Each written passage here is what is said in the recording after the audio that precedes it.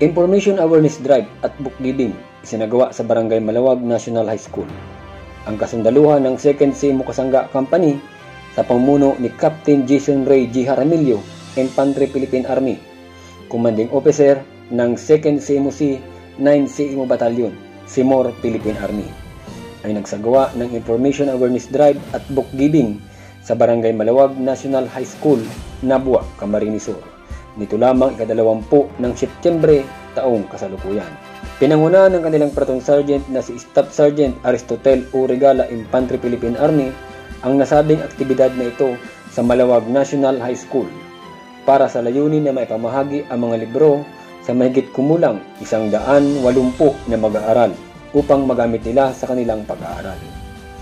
Tinalakay ng subject matter expert na si Sergeant Ruel Senyar, Infantry Philippine Army, ang tungkol sa orientasyon at recruitment ng CPP, NPA, kung paano nila nililinlang ang mga kabataan, mga mag-aaral at mamayan.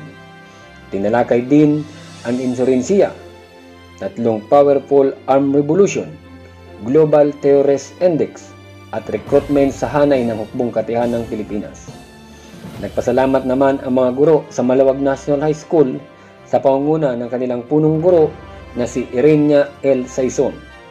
Ang kalagahan ng nasabing aktibidad ng ating mga kasundaluhan ng 2nd CMO Kasangga Company upang mamulat ang mga kabataan sa mga nangyayari sa ating bansa at rehiyong Bicol, na malaman nila ang mga gawain ng mga kaliwang grupo sa paghihikayat na maging bagong miyembro ng CPP, NPA. Ang kasundaluhan ay hindi titigil at magpapatuloy sa pagbibigay ng makabuluhang informasyon at pagbibigay serbisyo, lalo na sa mga liblib na lugar na kung saan tinatarget ng mga kaliwang grupo. Mula sa 2nd Civil Military Operation Kasangga Company, ito si Sen at ito ang inyong Kasangga News. So, ako po si Maria Sheena Ninyong Gasmin, nagmula sa Malawag National High School. Pabor nga po ba ako sa ginagawa ng Philippine Army na nagbibigay sa amin ng informasyon ukol sa napapanahong problema sa ating komunidad. So, sa aking palagay, ako po ay pabor. Bakit? Dahil sa kanilang mga ginawa, mas naunawaan ko ang mga bagay na dapat talagang aking unawain bilang isang mamamayan ng Pilipinas. At dahil doon, mas nabigyan ng pansin ang mga dapat talagang bigyan ng pansin. At doon din, may iwasan namin at alam namin yung mga dapat namin gawin sakaling makasagupa or makasama namin, may biglang maya sa amin na kasama nga roon sa isang doon sa mga grupo iyon.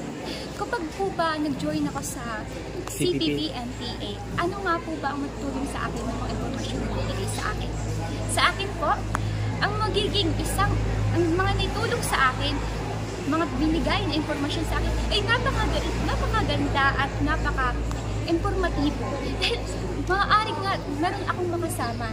At yung taong yun, maaaring ma-encourage ako, sumama doon sa grupong iyon. At dahil doon sa mga kaalaman na sinabi sa akin, maaari akong umiwas. At alam ko ang aking gagawin sa bagay na yun. Sa sitwasyon na yun, kung maaaring mangyari sa akin. Maraming salamat. Educators and also the students to be informed.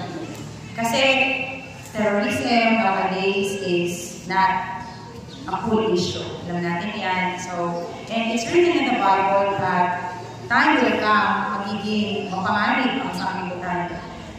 It is but proper for us to become educated. Adi mga itinadi para makalisisira na amo pala ni Kadi future, possibly, na ma-encounter nila, and they are to be prepared for the battle.